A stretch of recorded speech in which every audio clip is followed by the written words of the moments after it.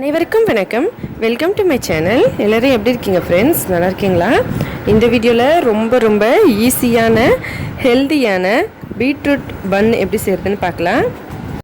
நம்மளோட இந்த சேனல் நீங்கள் இப்போ தான் ஃபஸ்ட் டைம் பார்க்குறீங்கன்னா நம்ம சேனல் பிடிச்சிருந்தா மறக்காமல் ப்ளீஸ் ஃப்ரெண்ட்ஸ் சப்ஸ்கிரைப் பண்ணிக்கோங்க. அதோட பக்கத்தில் இருக்க பெல் பட்டனையும் ப்ரெஸ் பண்ணிக்கோங்க. இதனால் நம்மளோட எல்லா வீடியோஸையும் நீங்கள் மிஸ் பண்ணாமல் உடனே பார்க்கலாம். நல்ல ஒரு பெரிய சைஸில் பீட்ரூட் எடுத்து அதோட தோல் சீவிட்டு சின்ன பீஸாக கட் பண்ணி நான் இட்லி பாத்திரத்தில் வேக வச்சு எடுத்திருக்கேன். இட்லி செய்யும் போது அதில் ஒரு கிண்ணத்துலையோ இல்லை பிளேட்லேயோ கொஞ்சம் இந்த மாதிரி வச்சு ஒரு பிளேட் மேலே வச்சிட்டோம்னா அது நல்லா வெந்துடும். நல்லா சாஃப்டாக வெந்த உடனே கொஞ்சம் சூடாக இருக்கும் போதே இதை நல்லா மசிச்சுக்கணும். இந்த மாதிரி ஆறின பிறகு மசிக்க கொஞ்சம் கஷ்டமாக இருக்கும், அதனால் கொஞ்சம் சூடாக இருக்கும் போது நம்ம மசிச்சுக்கணும். இப்போ ஒரு பாத்திரத்தில் கோதுமை மாவு இல்லைனா மைதா மாவு எது வேணாலும் நீங்கள் எடுத்துக்கலாம். 1 கப் அளவுக்கு மாவு எடுத்துக்கலாம். அதில் இந்த மாதிரி பீட்ரூட்டை நம்ம மசிச்சு வச்சுருக்கோம் இல்லைங்களா, அதை சேர்த்துக்கலாம். நாம் இப்போ 1 கப் மாவுக்கு இந்த பியூரி ஒரு 1/2 கப் அந்த மாதிரி அளவுக்கு சேர்த்துக்கலாம். இதை இதோடு சேர்த்துட்டு 1 ஸ்பூன் அளவுக்கு சர்க்கரை சேர்த்துக்கலாம். 1 ஸ்பூன் சர்க்கரை, 1 ஸ்பூன் அளவுக்கு தயிர் சேர்த்துக்கலாம்.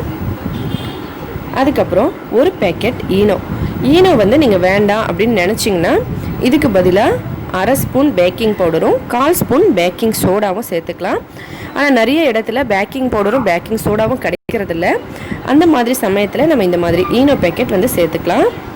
ஒரு ஈனோ பேக்கெட் சேர்த்துட்டு கொஞ்சமாக தண்ணி ஊற்றணும், ரொம்ப அதிகமாக சேர்க்க வேண்டாம். அந்த ஈனோ ஆக்டிவேட் ஆகிறதுக்காக கொஞ்சமாக தண்ணி ஊற்றிட்டு இது எல்லாத்தையும் ஒன்றா சேர்த்து நல்லா பிசைஞ்சிக்கலாம். ஏன்னா தயிர் அதுக்கப்புறம் பீட்ரூட் அந்த மசித்தது இதுலேயே நிறைய தண்ணி வரும், நமக்கு மாவோடு சேர்த்து பிசைறதுக்கு கரெக்டாக இருக்கும். கொஞ்சமாக தண்ணி சேர்த்து இதை நல்லா பிசைஞ்சிக்கலாம். எல்லாத்தையும் ஒன்றா நல்லா சேர்ந்து கலந்துட்டு இதில் கொஞ்சமாக எண்ணெய் கையில் போட்டுட்டு அதுக்கு மேலே இந்த மாதிரி தடவிட்டு வச்சுக்கலாம்.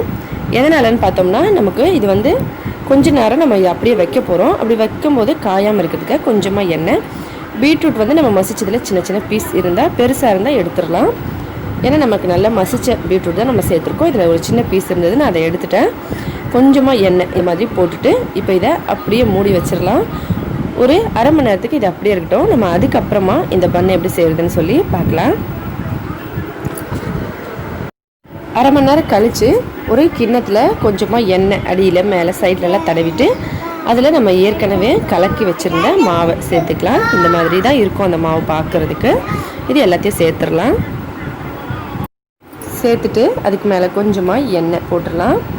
வேக வைக்கும் போது மேலே காஞ்ச மாதிரி ஆகக்கூடாதுல, அதில் கொஞ்சமாக எண்ணெய் போட்டுட்டு இந்த மாதிரி தட்டி ஒரு சைஸ் மாதிரி நம்ம கொடுத்துடலாம். அதுக்கப்புறம் இந்த மாதிரி நல்லா தட்டிக்கலாம், பபிள்ஸ்லாம் வராமல் இருக்கிறதுக்கு. இப்போ இது ரெடியாக இருக்குது. ஒரு கடாயோ இல்லை இட்லி பாத்திரமோ எடுத்துக்கலாம். அதில் தண்ணி ஊற்றிட்டு பிளேட்டை இந்த மாதிரி திருப்பி வச்சுக்கலாம். நம்ம ஏற்கனவே இட்லி பாத்திரத்தில் இந்த மாதிரி பிளேட்டை திருப்பி வச்சு எப்படி செய்யறதுன்னு சொல்லி பார்த்துருக்கோம். கடாயிலையும் இதை செய்யலாம். இந்த மாதிரி பாத்திரத்தை திருப்பி வச்சு அதுக்கு மேலே நம்ம ரெடி பண்ணி வச்சுருக்க இந்த கிண்ணத்தை வச்சு மூடி போட்டு வச்சுட்டு மீடியமான ஃப்ளேமில் 20 நிமிஷம் வேக வைக்கலாம். இப்போ 20 நிமிஷம் ஆகிடுச்சு பாருங்கள். நான் நடுவில் ஒரு தடவை செக் பண்ணி பார்த்துருக்கேன். இந்த மாதிரி கத்தியை வச்சு நீங்கள் கத்தியோ இல்லை குச்சியோ வச்சு வெந்திருக்கான்னு சொல்லி செக் பண்ணி பார்க்கலாம். ஒட்டாமல் வந்ததுன்னா அது வெந்துருச்சு. இப்போ இது வெந்துருச்சு, நம்ம இதை மாற்றிக்கலாம் ஒரு தட்டில். இந்த மாதிரி எடுத்தாச்சு. இப்போ இதை கட் பண்ணி பார்க்கலாம் எப்படி இருக்குன்னு சொல்லி. இந்த மாதிரி இது நீங்கள் ஈஸ்ட் வச்சும் செய்யலாம், இல்லைனா நம்ம இதை அப்படியே கூட இந்த மாதிரி ஈஸ்ட் கிடைக்காதவங்க பேக்கிங் சோடா பேக்கிங் பவுடர்லேயும் செய்யலாம். நல்லா சூடாக இருக்குது. நான் இதை கட் பண்ணி காட்டியிருக்கேன் பாருங்கள், எவ்வளோ சாஃப்டாக இருக்குது. கண்டிப்பாக ட்ரை பண்ணி பாருங்கள் ஃப்ரெண்ட்ஸ். ஈஸ்ட் இருந்தால் ஈஸ்ட் பயன்படுத்தலாம், ஈஸ்ட் இல்லைனா பேக்கிங் பவுடர் பேக்கிங் சோடா இது ரெண்டுமே இல்லைன்னா ஈனோ பயன்படுத்தலாம். ட்ரை பண்ணி பார்த்துட்டு எப்படி இருந்ததுன்னு சொல்லி மறக்காமல் கமெண்ட்ஸில் சொல்லுங்கள் ஃப்ரெண்ட்ஸ்.